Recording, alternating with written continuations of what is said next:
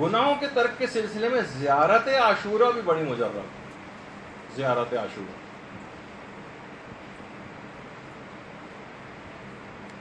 باقاعدہ ہمارے ایک عالم گزرے ہیں جو زیارت عاشورہ کے سلسلے میں، جن کا نام تھا شیخ ابراہیم محلاتی.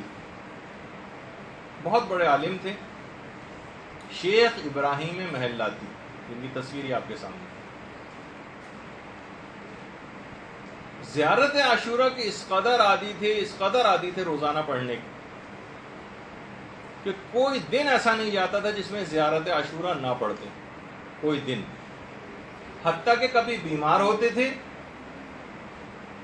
یا کسی مصروفیت سے نہیں پڑھ پاتے تھے تو ایک نائب مقرر کرتے تھے کہ وہ ان کی نیابت میں زیارت عاشورہ پڑھتے. جب ان کا انتقال ہوا شیخ ابراہیم محلاتی کا، تو ان کے انتقال کے بعد بہت سے لوگوں نے ان کو خواب میں دیکھا کہ شیخ بہت خوش ہیں اور جنت میں ایک اعلیٰ مقام انہوں نے حاصل کیا. پوچھا کہ یہ مقام آپ کو کیسے ملا؟ کچھ میں ایک ملک الموت کے حوالے سے ہے یہ بات، اور کچھ جگہوں پہ اس طرح سے جیسے کہ میں بیان کر رہا ہوں. کہا کہ زیارت عاشورہ کو روز پڑھنے کی وجہ سے جنت میں مجھے اعلیٰ ترین مقام ملا.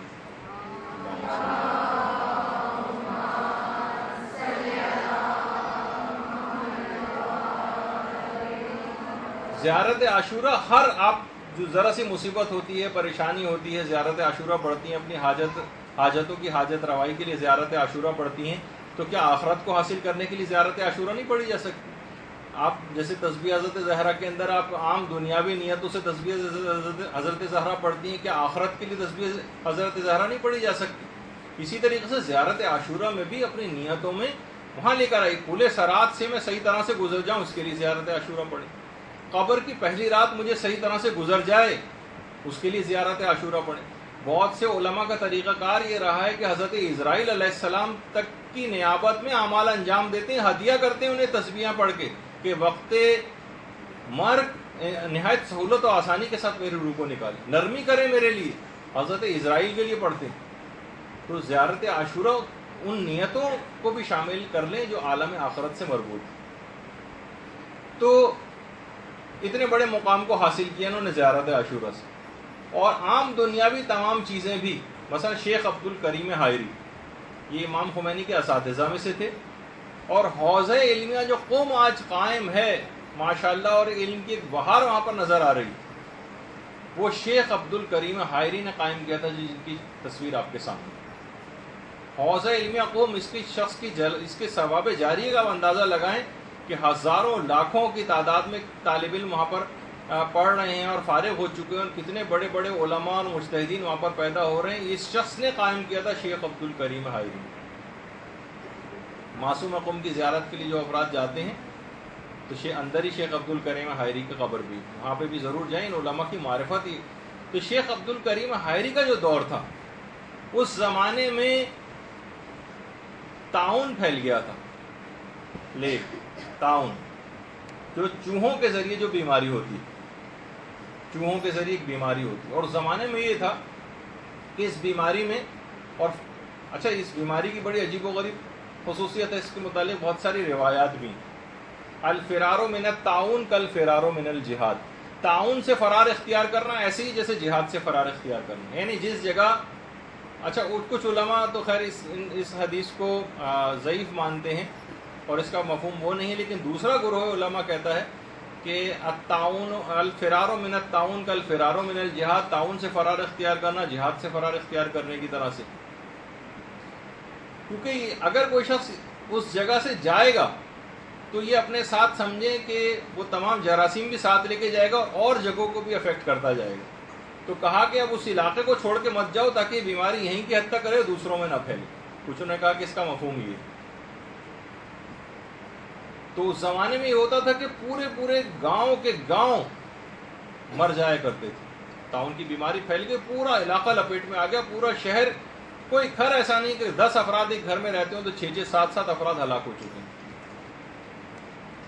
اس زمانے میں طاعون پھیل گیا، لوگ بیمار پڑے نظر آ رہے ہیں، اور بہت بڑی تعداد کے اندر بھی بیماروں کی تعداد ہوتی تھی کہ سارے مریض جو ہے لیٹے ہوئے طاعون کے.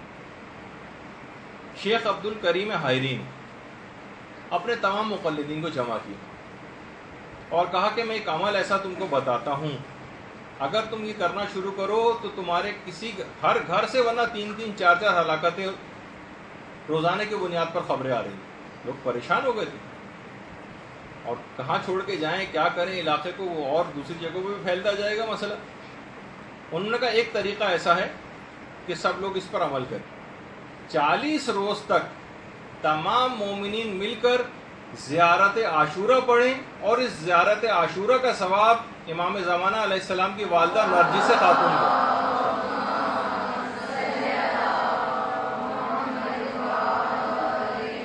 امام زمانہ علیہ السلام کی والدہ نرجس خاتون کی روح کو ہدیہ کریں۔ جو سامرہ میں بم دھماکہ ہوا تھا تو حضرت نرجس خاتون کی قبر مبارک شدید متاثر ہوئی تھی۔ آپ کے سامنے یہ ہمارے امام زمانہ علیہ السلام کی والدہ نرجس خاتون کی قبر مبارک اب بنتی چلا جا رہا ہے۔ بہرحال وہ روضہ سامرہ میں 4 قبریں ہیں اندر، ان میں 2 تو آئمہ ہیں ہمارے اور 2 ہمارے امام زمانہ علیہ السلام کی والدہ اور 11ویں امام کی پھوپھی، جی ہاں وہ تھیں ان کی قبریں۔ تو بہرحال یہ اب تو خیر کافی بہتر صورتحال ہو گئی، اس کی چاروں طرف ایک وہ لگا دیا گیا ہے، لیکن نرجس خاتون کی روح کو ہدیہ کریں۔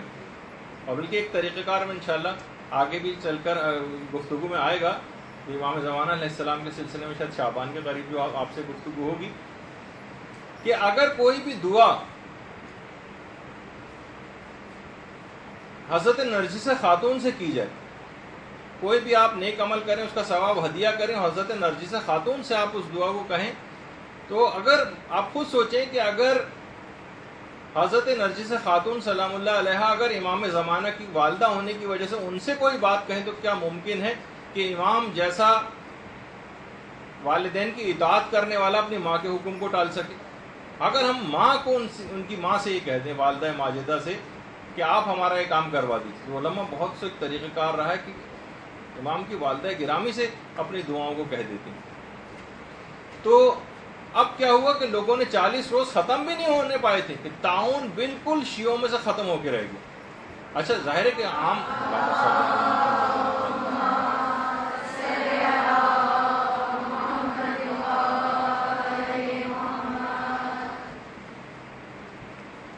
تو حضرت نرجس خاتون اور ساتھ میں ہی حکیمہ خاتون کی قبر مبارک اور 4 قبر اس طرح سے بھی۔ اب کیا ہوا کہ ظاہر ہے کہ شیعہ اکیلے تو نہیں رہتے ہیں، سنی اور مختلف اور افراد بھی جو اور عقائد کے حامل ہیں وہ ان کے درمیان بھی رہنا ہوتا ہے۔ ان لوگوں نے یہ دیکھا کہ شیعوں میں سے تو کوئی بھی ہلاکت نہیں ہو رہی، ہمارے لوگ ویسے ہی مرتے چلے جا رہے ہیں۔ انہوں نے اگر پوچھا کہ آپ نے کیا طریقہ کار کیا، انہوں نے کہا ہم نے یہ کیا کہ اپنے امام کی والدہ کے نام جو ہے زیارت عاشورہ پڑھنا شروع کی۔ اب جس اہل سنت نے بھی زیارت عاشورہ اس نیت سے پڑھ کر حضرت نرجس خاتون کو ہدیہ کی، ان کے گھر سے بھی اموات ہونا ختم ہو گئی۔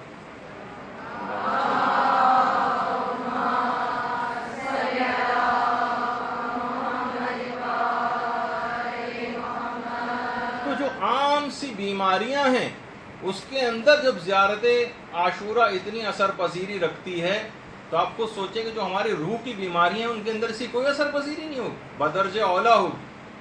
آپ اس کو کر کے تو دیکھیے، زیارت عاشورہ اس نیت سے ہم فقط اپنی صرف دنیاوی حاجتوں کے لیے ان دعاؤں کو استعمال کرتے ہیں، صرف دنیاوی حاجتوں کے لیے، یہ ہو جائے اور شادی ہو جائے اور روزگار مل جائے اور بس اس قسم کی کچھ اولاد پیدا ہو جائے، بس اس کے علاوہ جیسے کہ کوئی تمام آخرت کی کوئی دعا کبھی ہمیں کرتے دیکھا ہی نہیں کہ پورے صراط سے آسانی سے گزر جائیں اور میزان پہ ہمارے جب اعمال تولے جائیں تو ان کا پلڑا جو ہے بھاری نکلے، اور قبر کی پہلی رات اور سوال منکر و نکیر اور عذاب قبر سے حفاظت اور میدان حشر کی سختیاں اور چوکیوں پر سے گزرنا، کتنے دہشتناک سارے جو ہے وہ مناظر ہوں گے وہاں پر، تو اس کو بھی اپنے شامل حال ضرور رکھیں۔ اور جب دنیاوی جتنی چیزوں کے لیے، بلکہ ان میں بس صرف الگ سے بھی کوئی چاہے نہ کام کریں، دنیا کی جتنی بھی دعائیں آپ کرتی جا رہی ہیں اس میں عالم آخرت کی دعاؤں کو بھی شامل کر لیں۔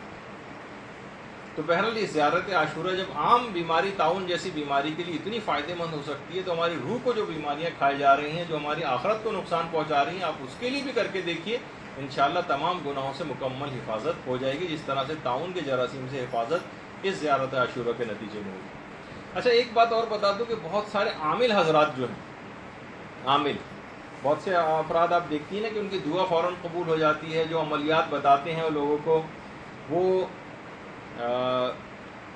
بڑے مجرب ہو جاتے ہیں، تو اس میں ایک راز کی بات بھی ہے۔ اس میں میں جعلی ٹائپ کے لوگوں کی بات نہیں کر رہا، وہ تو ایسے اندازے سے اور اس طرح سے کام کر رہے ہوتے ہیں جو واقعتاً ایسے عامل موجود ہیں اور خود ایران میں بھی ہیں اور مختلف جگہوں پہ، تو ان میں جو اثر پذیری ان کے عملیات میں جو آتی ہے، اس میں ایک راز کی بات یہ کہ یہ افراد روزانہ عمل عاشور انجام دیتے ہیں۔ بڑے ایک لحاظ سے میں آپ کو راز کی بات بتا رہا ہوں، روزانہ عمل عاشور 100 لان اور 100 سلام والا، وہ نہیں کہ لان ملٹی پلائڈ بائی 100 وہ والا نہیں، آپ کہتی ہیں 100 سے ہم نے ضرب دے دی، نہیں، 100 لان اور 100 سلام پورے اور روزانہ، تب وہ ان کی بات میں اتنی اثر پذیری اور ان کے عمل میں اتنی اثر پذیری ہوتی ہے۔ اچھا اسی طریقے سے یہ تو زیارت عاشورہ ہوئی، تو اس پہ بھی آپ کوشش کر کے عمل کریں۔